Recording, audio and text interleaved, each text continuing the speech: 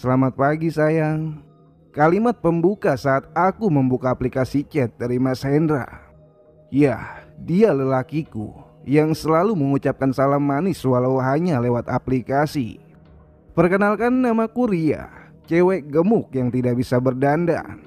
Cemoohan orang selalu ditepis dengan Mas Hendra yang tak kenal lelah menyemangatiku. Dia adalah cowok yang tidak memandang kekuranganku. Menurutnya, berat badan itu hanya tampilan fisik. Yang utama untuknya adalah aku ini sehat dan baik ke sesama. Aku hanya mahasiswa di universitas swasta. Awal kenal dengannya sungguh tidak disengaja. Dikala aku dan beberapa sahabatku memberikan nasi ke pengemudi beca. Dan tidak disengaja dia pun menyerempetku.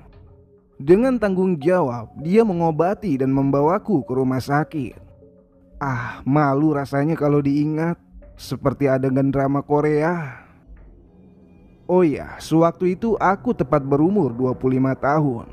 Mas Hendra semalam sudah memberiku bingkisan kado, buket foto kami berdua, dan juga bunga Edelweiss.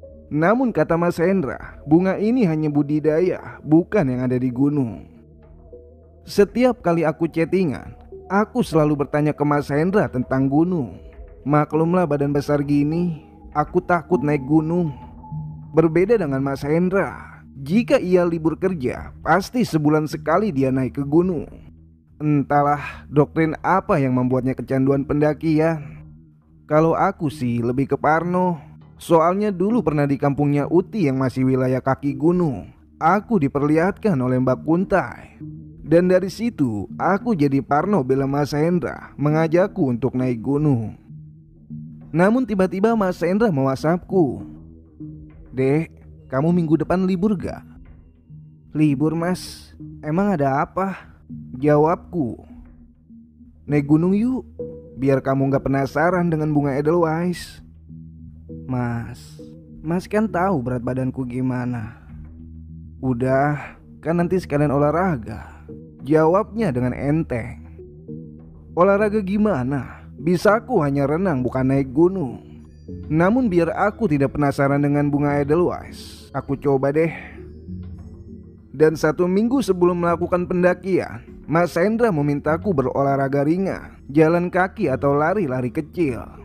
Bahkan di hari Rabu, aku luangkan waktu untuk berenang. Walau aku sedikit cabi untuk urusan berenang, aku masih mampu mengelilingi 2 kali putaran. Dan dengan keyakinan kuat, aku beranikan diri untuk minta izin ke orang tuaku. Mama papaku pun terkejut ketika aku berpamitan mau naik gunung. Tapi bukannya marah, mama papa malah mendukung. Kata papaku, biar lemakku terbakar saat berjalan kaki. Dan tambahan kata mamaku, biar aku gak makan coklat yang menjadi makanan favoritku. Namun semua itu bukan aku anggap bulian, malah sebagai semangatku untuk tetap hidup sehat. Walau berat badanku di atas rata-rata wanita seumuranku dan lingkar pinggang 2 kali lipat dari gadis bohai lainnya, namun untuk percaya diri, aku nomor 1. Dan aku punya kok Mas Hendra yang mau menerima aku apa adanya. Sementara hari pendakian pun semakin dekat, olahragaku semakin aku intensifkan. "Besok apa saja yang aku bawa?" tanyaku lewat chatting. "Bawa baju ganti saja deh, nanti dimasukin ke tasku." "Yakin mas? Ngajak aku?" tanyaku meyakinkan lagi. "Ya yakin dong, ayo optimis," jawabnya. Lelakiku ini memang pintar kalau untuk menyemangati. Dan di malam sebelum pendakian, aku mempersiapkan kebutuhanku sesuai arahan Mas Hendra. Namun ada satu yang kelupaan, aku belum beli obat. Ya, aku ini sering gatal bila terkena serangga. Kulit yang sensitif menjadikanku waspada dengan obat-obatan oles. Dan karena persediaan mama juga habis, aku putuskan sehabis Isya berjalan ke apotek. Ya, hitung-hitung pemanasan lah, 300 meter, lumayan lah. Namun aku lupa, salah satu rumah di komplekku ada yang kosong dan terkenal akan kehororannya. Dan dengan optimis seperti yang Mas Pandu ajarkan, aku pun mencoba melewati dengan sedikit melirik penasaran. Nah, penasaran inilah yang menjadikan aku bisa peka. Malam yang belum larut dan jalan yang masih ramai, bisa-bisanya waktu lewat depan rumah itu, bulu kuduku berdiri. Aku pun melirik ke arah rumah itu. Ada bayangan wanita yang berdiri dengan menggelengkan kepalanya. Sial, dia nongol. Lantas langkahku pun percepat. Namun bayangan di kepala masih terngiang. Kenapa dia menggelengkan kepala? Ya sudahlah, mungkin itu tandanya berkenalan. Mungkin. Dan setibanya di apotek, aku membeli obat oles yang biasa aku pakai. Dan di saat pulang, aku lewat seberang jalannya, lalu kembali melirik ke arah rumah itu. Dan bayangan itu masih di sana, dan lagi menggelengkan kepalanya, seolah dia memintaku untuk tidak atau jangan. Nah, tapi tidak atau jangan apa? Entahlah. Namun bukannya takut, tapi aku malah bertanya-tanya. Tadi itu siapa? Mengapa tiap aku lewat menggelengkan kepala? Apa iya aku lebih seram darinya? Pikiran kacau itu pun kuhapus ketika sampai di teras rumah. Namun sebelum masuk ke rumah, bau wangi mawar begitu menusuk hidungku. Gila, wangi banget. Padahal mamaku tidak menanam bunga mawar. Lantas ini wangi apa? Pikiran-pikiran itu pun kembali ke pertanyaan-pertanyaan yang tak bertepi. Dan sesampainya di kamar, aku pun menata lagi peralatanku untuk besok. Kemudian aku melihat handphone, dan Mas Hendra memberi kata-kata manis dan juga mengirimi foto kala dia mendaki ke gunung itu bersama teman-temannya. Wah, keren banget pemandangannya. Dan besok aku akan ke sana dengan Mas Hendra. Semangatku pun kembali lagi dan kupersiapkan istirahat untuk menggapai esok hari. Tibalah hari pendakian. Pagi-pagi, Mas Hendra sudah menjemputku. Dia pun meminta izin ke mama papaku untuk mengajakku naik gunung. Dan banyak pesan dari mama papa yang tidak bisa aku tulis. Hanya saja seperti pesan orang tua ke anaknya untuk selalu menjaga diri. Pesan mama papaku menjadi perintah yang harus aku jalani. Dan kemudian kami pun beranjak mengendarai motor menuju gunung itu. Di sepanjang perjalanan, Mas Hendra bercerita soal gunung yang akan dituju. Bukan hanya cerita bagusnya, namun juga cerita horornya. Tapi entah kenapa bukannya aku takut, malah aku semakin penasaran. Dan setibanya di persimpangan, kami pun berhenti. Kata Mas Hendra, dia menanti kedua temannya. Dan dari kejauhan ada satu motor berboncengan dengan menggendong tas besar. Ternyata dia temannya Mas Hendra, sebut saja namanya Riko dan juga Soma. Setelah berkenalan, kami pun langsung menuju pos pendakian. Jalur melewati ladang warga kaki gunung, memberi obat di mata. Kesejukan yang merasuk jaket menjadikan tenang di pikiran. Dan setibanya di pos pendakian, motor Mas Hendra pun diparkirkan, yang disusul dengan Riko dan juga Soma. Wah, pemandangannya keren. Hijau ladang warga bagi terlindungi jajaran pegunungan. Dan aku melihat banyak orang yang sedang asik bermain gitar di samping pos pendaftaran. Warung mana ya? Tanya Mas Hendra. Itu di sana. Emang mau beli apa? Bukannya sudah komplit? Tanya Riko. Beli paracetamol untuk jaga-jaga kok, jawab Mas Hendra. Kamu sakit Mas? Tanyaku. Enggak kok dek, buat jaga-jaga aja, jawab Mas Hendra dengan mengelus kepala aku sampai kupluk yang aku pakai terlepas. Ih, Mas Hendra mah senangnya ngerusak rambutku, jawabku dengan manja. Hahaha, kan sudah kebiasaan say, jawab Mas Hendra. Iya terus bikin baper di depanku. Iya udah anggap aja aku patung, sahut Riko dan Soma. Iya dong. Bentar ya, aku ke warung dulu, jawab Mas Hendra sembari meninggalkanku dan juga teman-temannya.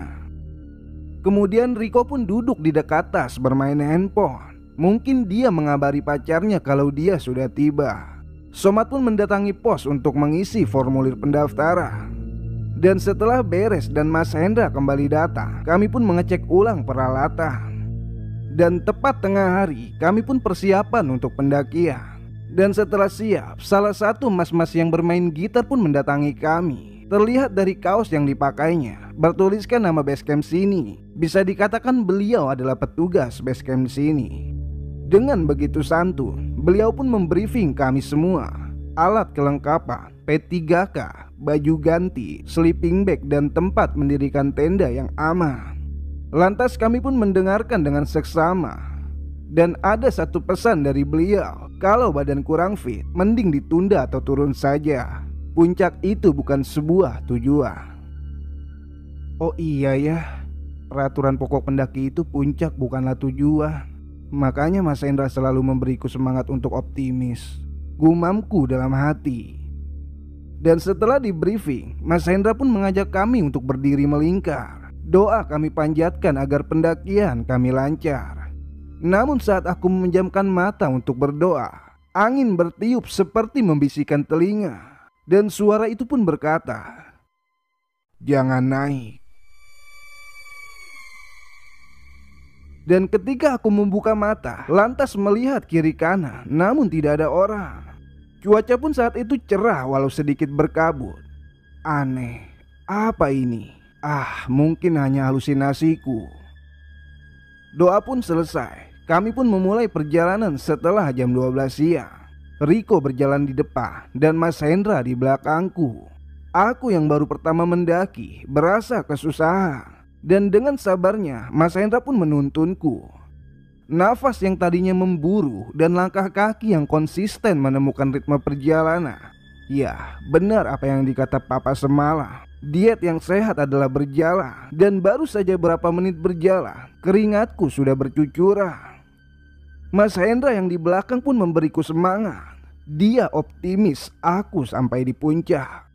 Hingga akhirnya perjalanan dari basecamp ke pos 1 yang waktu normal 1 jam. Terlihat dari kertas peta yang diberikan mas-mas tadi, aku dan Mas Hendra lebih dari 1,5 jam. Namun kata Mas Hendra, "Gak masalah dek, namanya juga pemula," ucapnya dengan senyuman. Jawaban dari Mas Hendra selalu meneduhkanku. Riko dan Somat juga tak henti-hentinya menyemangatiku. Lantas aku pun tersugesti optimis yang dibangun oleh Mas Hendra. Dan sampai tiba malam, kami masih di jalur antara pos 3. Langkahku yang pelan membuat kami bertemu malam.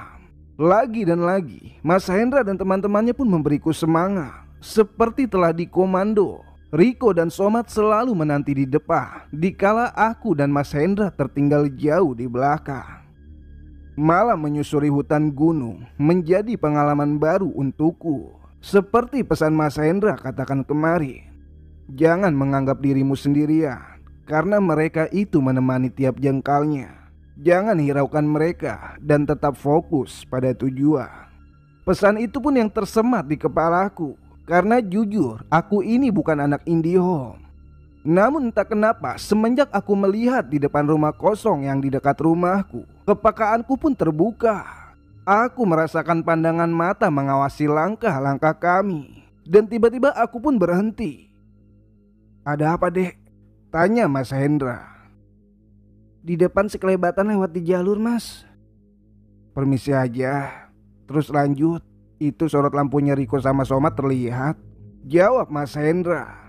Dan kemudian aku pun melanjutkan melangkah. Nah, sebelum sampai ke rombongan Mas Somat, aku dikejutkan lagi dari kanan jalur.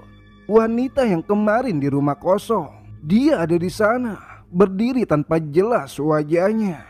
Dia pun seolah melarangku untuk naik. Dan karena jarak yang dekat, aku ketakutan dan sedikit berlari meninggalkan Mas Hendra di belakang. Dan di saat tiba di tempat Riko dan Somat menanti, nafasku tersengal karena kupaksa untuk berlari. "Kenapa kamu, Ri?" tanya Somat. "Nggak apa-apa mas," jawabku dengan terengah-engah. "Jangan lari, nanti kamu tergelincir," sahut Riko. "Iya mas." Dan tidak lama kemudian Mas Hendra pun sampai. "Bentar bro, tasku putus."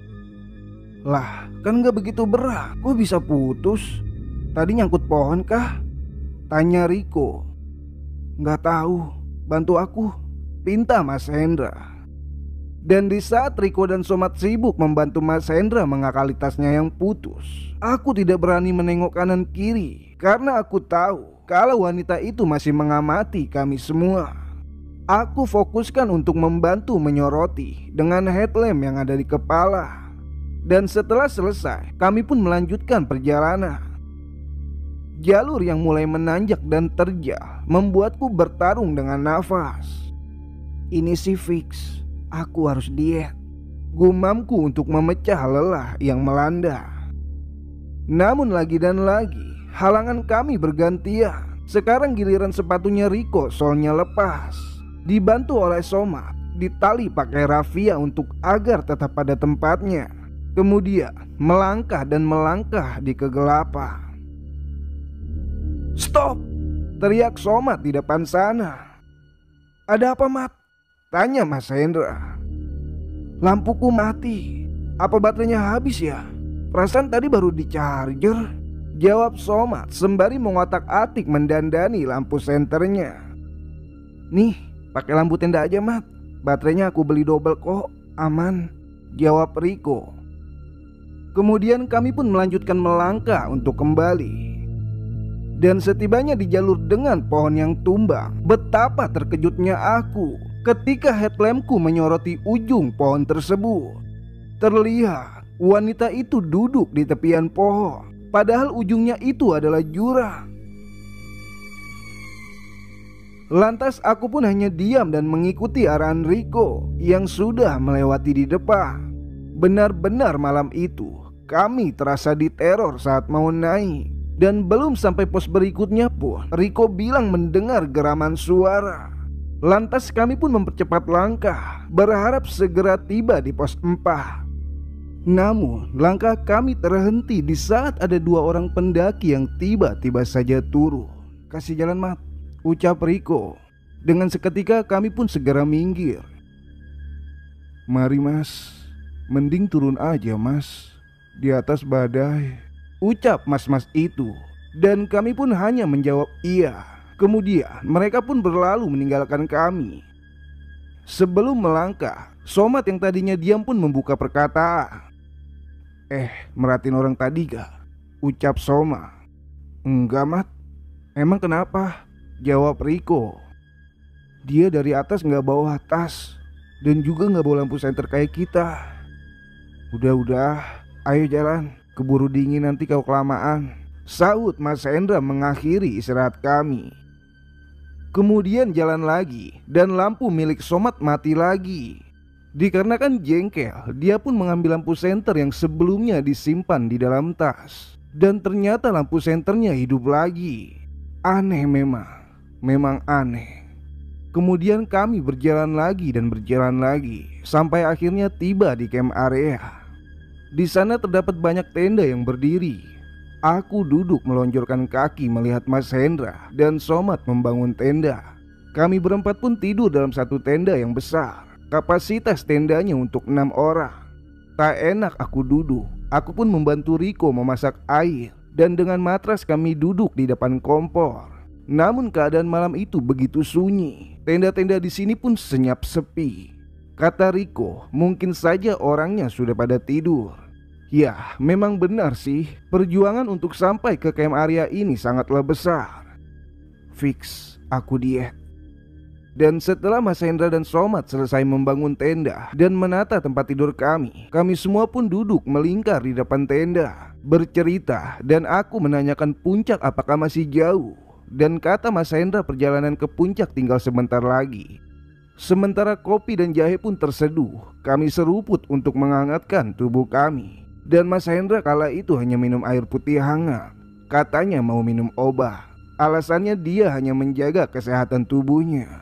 Sementara Somad dan Riko pun memasak. Aku yang ingin membantu tak diperbolehkannya. Katanya agar aku merasakan masakan buatan pria di gunung. Mau merasakan gimana? Lidah sudah tidak karuan gini rasanya. Lantas aku pun hanya duduk mendekat Mas Hendra. Seperti kebiasaannya, dia pun mengelus kepalaku. Namun aku merasakan lagi hal yang tidak aku sukai. Di sebelah Mas Hendra seperti ada yang ikut duduk. Remang-remang hanya terlihat warna hitam. Aku pun diam dan makin memeluk Mas Hendra hingga tiba Riko berceloteh heran. "Kok suaranya aneh ya? Nggak kayak dulu," ucapnya.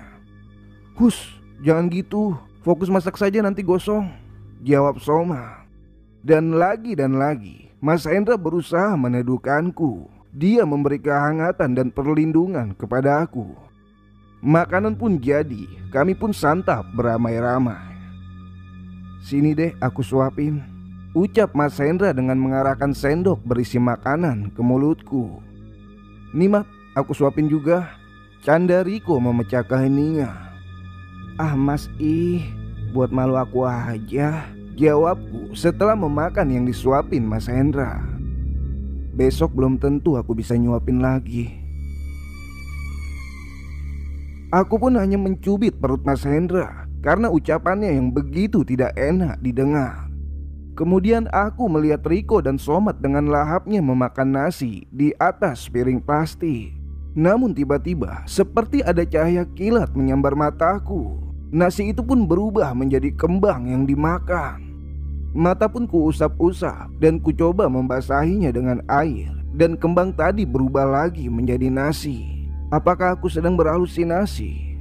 Pertanyaan yang berputar di kepala. Sampai-sampai Mas Hendra yang menanyaku tak kujawab. Dan setelah sadar, barulah menjawab dengan bohong. Aku beralasan mataku kelilipan. Setelah makan, aku duduk di mulut tenda dengan memakai sleeping bag untuk menghalau dingin yang mulai menjalar. Langit pun kala itu cerah bertaburan bintang. Begini ya rasanya camping di gunung, berteman dengan yang tak terlihat, menganggap mereka sesama ciptaan Tuhan, dan berdampingan menikmati karya pencipta. Namun belum selesai ku melayangkan pikiran, aku menoleh ketiga pria di depanku. Terlihat lagi sosok hitam itu yang berada di samping Mas Hendra. Tuhan, siapa dia? Dan sejak kapan aku bisa melihat beginian? Pertanyaan itu pun selalu keluar dari batinku. Namun belum terjawab sosok keempat itu, aku melihat wanita tadi di seberang ujung camp area. Dia pun berdiri dan menggeleng-gelengkan kepalanya. Aku pun hanya melamun melihatnya, sampai aku terkejut ketika Mas Hendra menepuk pundakku. "Kenapa dek?" "Enggak Mas, cuma capek aja." "Ya udah rehat aja dek, aku juga mau tidur, badanku nggak enak." "Mas sakit?" "Enggak, cuma kecapean doang kayaknya," jawabnya sambil masuk ke dalam kantong tidurnya. Sementara Riko dan Somat masih asik duduk di teras sembari bercerita yang entah apa yang mereka ceritakan.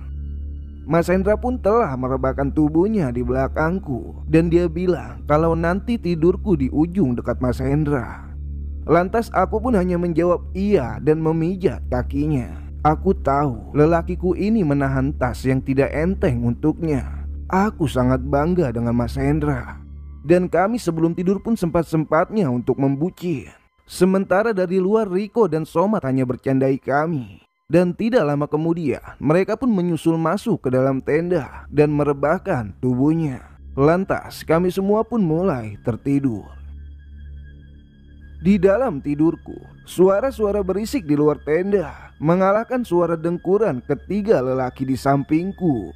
Langkah kaki, bahkan ada suara kaki kuda. Entah kenapa malam itu aku seperti tidak sadar. Tidur enggak, namun mata terpejam.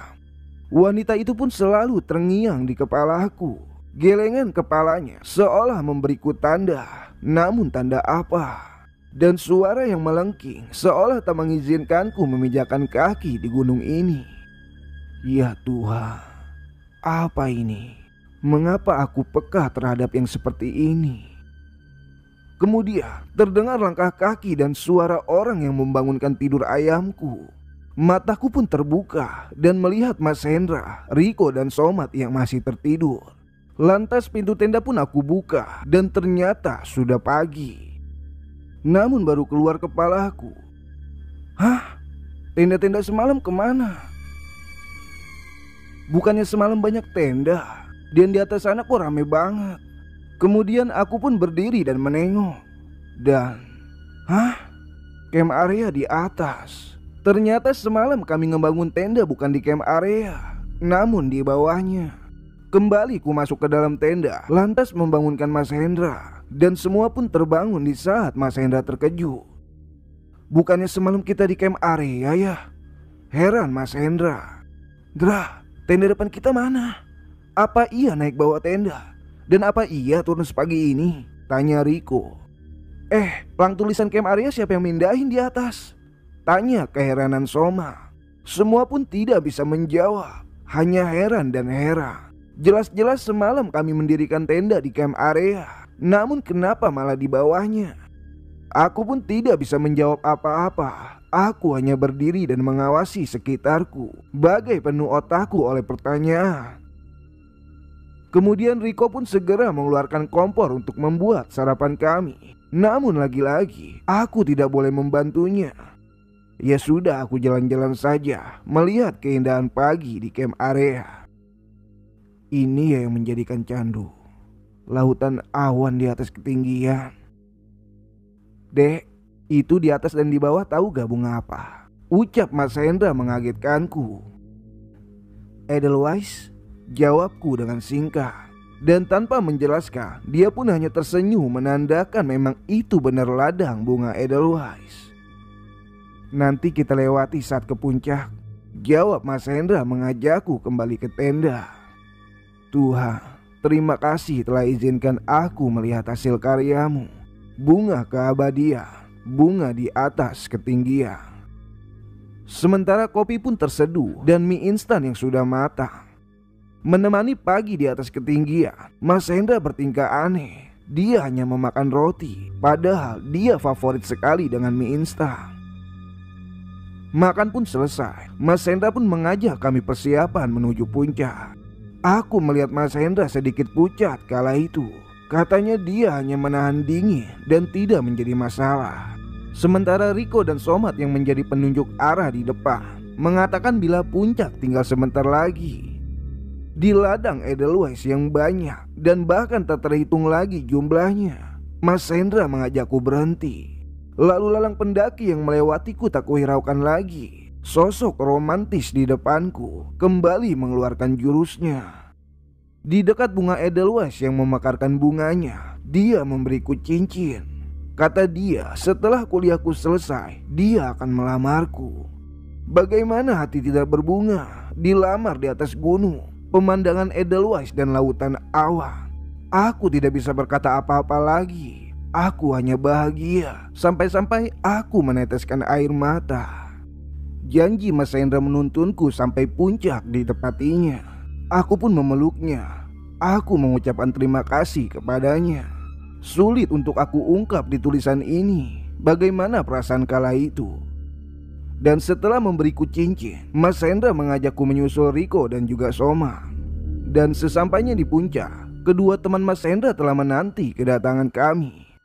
Aku langsung sujud syukur. Bukan hanya aku bisa menginjakan puncak, namun aku dilamar oleh kekasihku. Dan tidak berlama-lama di puncak, Mas Hendra mengajak kami kembali ke tenda. Dengan perlahan, aku pun menuruni jalur yang cukup terjal. Riko dan Somat dengan sabarnya menantiku di depan, yang sesekali membantuku menuruni dengan menjulurkan tangannya. Mas Hendra pun masih di belakang, mengekor dan menuntunku dengan cerewetnya.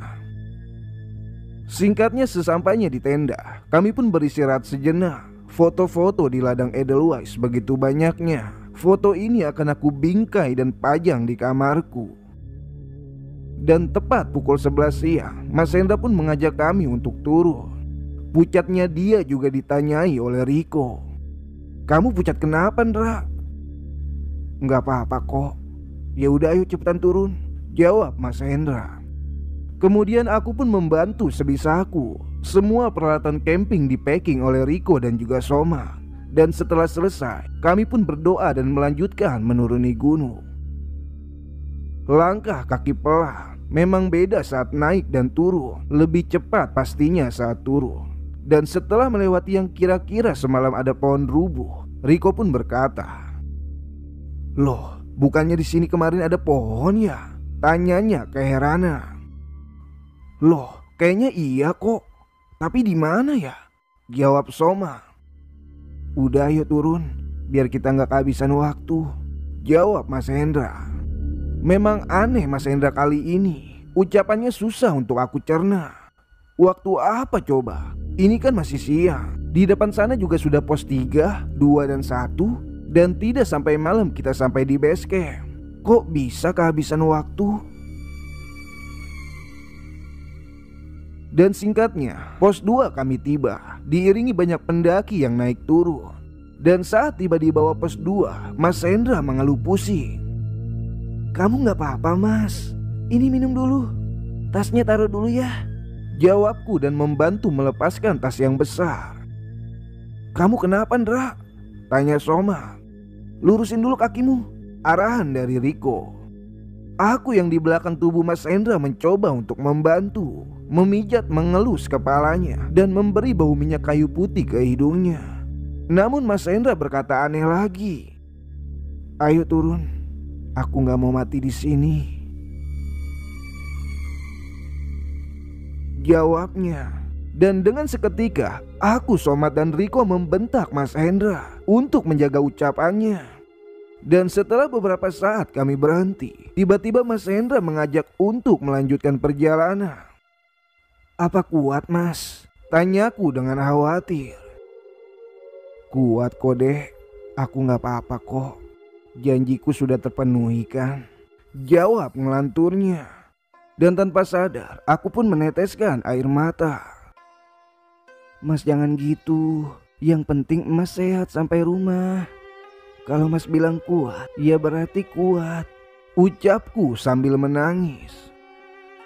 Iya Dek, aku bawa yang ringan aja ada Mat. Jawab Mas Hendra meminta tas yang ringan. Udah, kamu bawa badan aja, tasmu biar aku tumpuk. Jawab dari Soma. Kemudian Riko langsung membantu Somat menumpuk tasnya Mas Hendra. Dan setelah itu Mas Hendra berdiri dan melangkah pelan. Aku di sampingnya menuntun Mas Hendra untuk turun. Di depanku Riko menjadi tameng bila jalur curam dan aku kesusahan. Dia yang memegangi Mas Hendra. Perjalanan turun begitu lama adanya karena Mas Hendra sebentar-bentar istirahat. Pos 1 pun terlewati. Kami untung dapat bantuan pendaki lain yang turun hingga kami tiba di base camp. Dan sesampainya di base camp, Riko meminta izin untuk mengisyaratkan Mas Hendra di dalam gedung milik petugas. Saat itu Mas Hendra sudah pucat sekali. Dia sering kekurangan darah atau darah rendah. Di dalam posko kami dibantu petugas menangani Mas Hendra.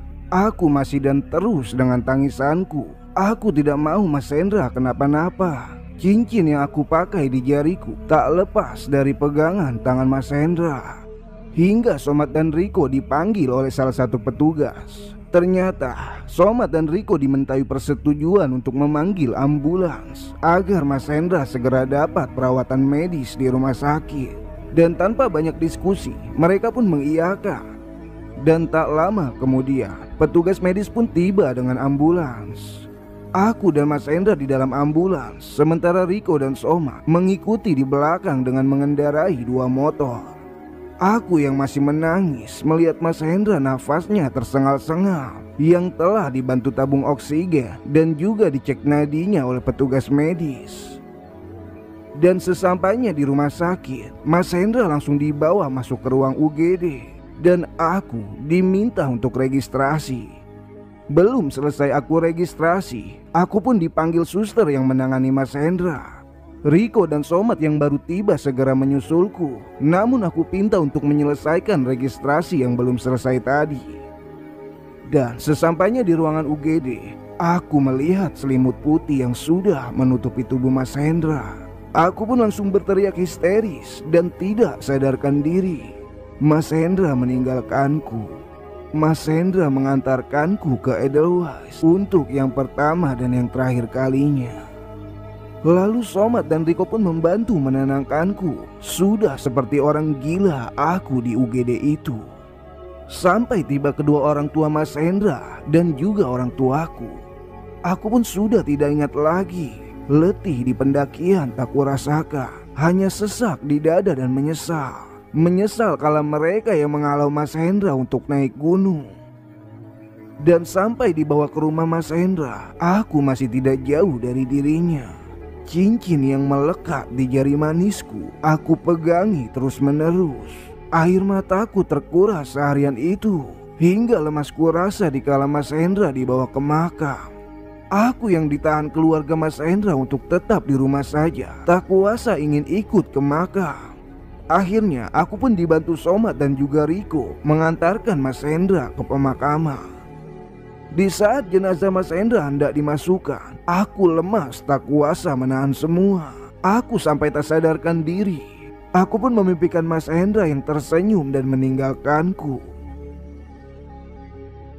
Dan hingga cerita ini dituliskan, Mbak Ria belum melepaskan masa lajangnya. 3 tahun kepergian Mas Hendra membuatnya terpukul dan kesepian. Sekarang dia lebih banyak di rumah. Foto-foto di ladang Edelweiss masih terpajang rapi, dan cincin yang diberikan Mas Hendra masih melekat di jari manisnya. Mbak Ria pun bercerita dengan sembah, menahan rindunya ke Mas Hendra, lelaki yang menerimanya apa adanya dan memang benar-benar penyemangat hidup Mbak Ria. Pendakian pertama dan yang terakhir untuk Mbak Ria mengantarkan Mas Hendra menuju puncak tertinggi keabadian. Ladang Edelweiss menjadi saksi akan abadinya cinta mereka.